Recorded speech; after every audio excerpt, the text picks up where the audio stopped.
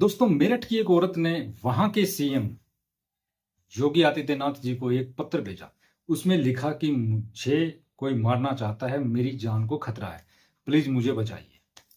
लेकिन सीएम कहीं के भी हो, वहां पे बहुत चिट्ठी पत्री आती हैं, तो आखिर वो किस किस पे गौर करे। उन्होंने वहां ध्यान नहीं दिया। उसके बाद में उस औरत ने वहां के एसपी को एक ऐसा ही पत्र भेजा। एसपी साहब ने भी कुछ ज्यादा ध्यान नहीं दिया। फिर किसी ने बताया कि यूपी के संभल में एक आईपीएस अधिकारी हैं, अनुकृति शर्मा। अनुकृति शर्मा के पास में वो औरत गई और पूरी बात बताई। अनुकृति शर्मा ने उसकी जांच की अपने स्तर पे, तो कुछ गड़बड़ लगा। उन्हें कुछ शक हुआ कि शायद ये औरत ठीक कह रही है। अनुकृति शर्मा डीएसपी मेरठ के उनको फोन करती है कि इस तरह से एक औरत है और उन्होंने कुछ इस तरह से बातें बताई हैं, तो प्लीज आप जांच कीजिए, मुझे कुछ गड़बड़ लग रहा है। नमस्कार दोस्तों, स्वागत आपका एनबी क्राइम अलर्ट में। दोस्तों, आज की जो कहानी है वो यूपी के मेरठ की है। फरवरी 2024 की बात है। मेरठ के अंदर एक शनि मंदिर है, उसके पास में गंगनगर। उसके पास में विशाल सिंगल नाम का एक लड़का होता है। विशाल सिंगल की नई नई शादी हुई है श्रुति के साथ, फरवरी 2024 में।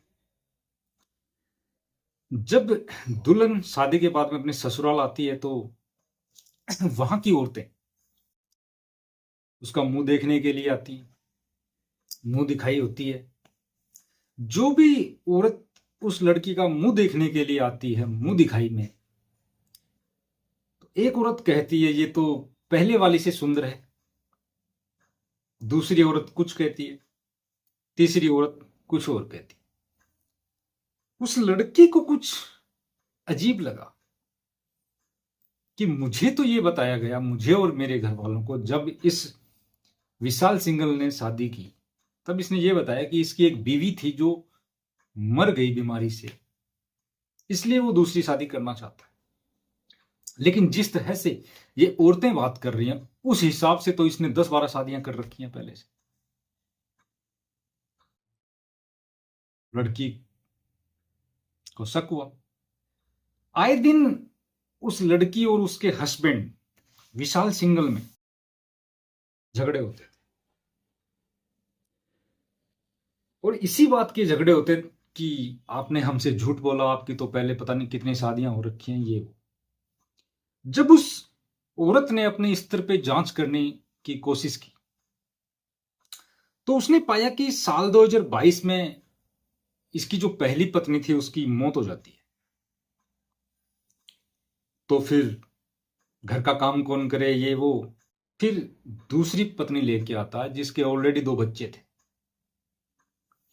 वो औरत भी कुछ ज्यादा दिन नहीं टिक पाती है, क्योंकि आदमी ठीक नहीं था। 6 महीने बाद में एक और आती है औरत।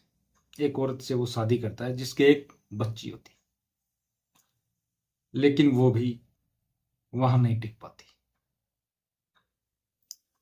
दोस्तों, जब उस औरत ने इंक्वायरी की, तो उसने ये पाया कि 25 जनवरी 2024 से 6 फरवरी 2025 तक उस आदमी ने फॉर्च्यूनर लीजेंडर, जो करीब 50 लाख की आती है, Nissan Magnite, Maruti Suzuki Brezza, royal Enfield, ये गाड़ियां रखता था।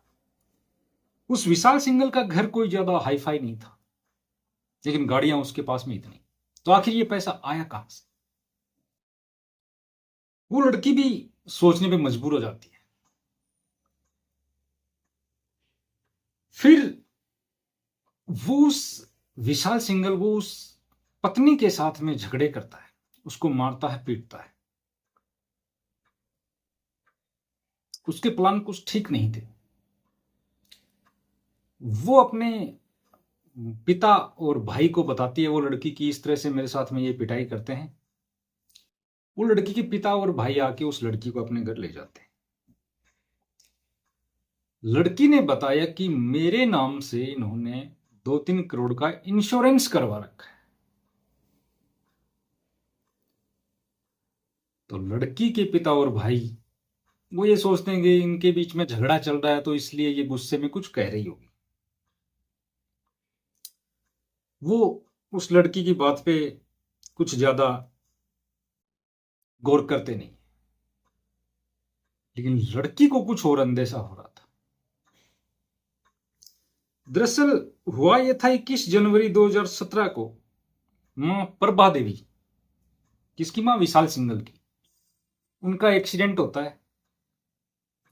और जब उस प्रभा देवी को हॉस्पिटल में लेके जाते हैं तो कुछ दिन वो एडमिट रहती है, और हॉस्पिटल से एक खबर आती है कि प्रभा देवी जी अब इस दुनिया में नहीं रही। विशाल सिंघल के पास में 25 लाख रुपए आते हैं प्रभा देवी के मरने के बाद। प्रभा देवी का इंश्योरेंस करवा रखा था 25 लाख का, नॉमिनी वो लड़का खुद विशाल सिंघल। जब उसके हाथ में 25 लाख रुपए आते हैं तो उसको लगता है कि हाँ यार, ये हुई ना बात।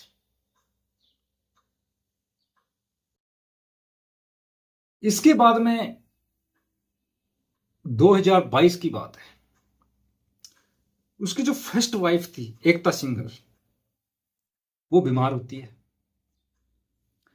जब उसको हॉस्पिटल में लेके जाते हैं तो वो वहां एडमिट रहती है, और हॉस्पिटल से फिर वही खबर आती है कि आपकी पत्नी अब इस दुनिया में नहीं रही। उस एकता सिंघल का भी इंश्योरेंस था करीब 80 लाख। उस आदमी को तो सिर्फ पैसा चाहिए था। मां मरी, 25 लाख रुपए आए, बीवी का इंश्योरेंस करवाया, बीवी मर गई, 80 लाख।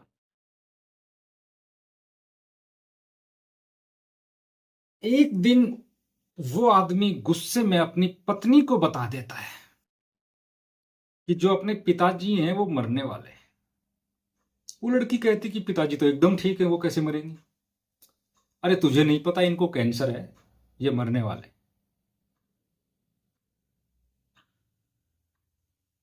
वो लड़का और अपने पिता को लेके गंगा घाट जाता है नहाने के लिए। जब वापस आते हैं तो उनका एक्सीडेंट हो जाता है और वो पिता मर जाते हैं। उनके पिता के नाम से करीब 64 इंश्योरेंस, और मरने के बाद में उन 64 इंश्योरेंस का जो पैसा वो बनता 50-60 करोड़ रुपया।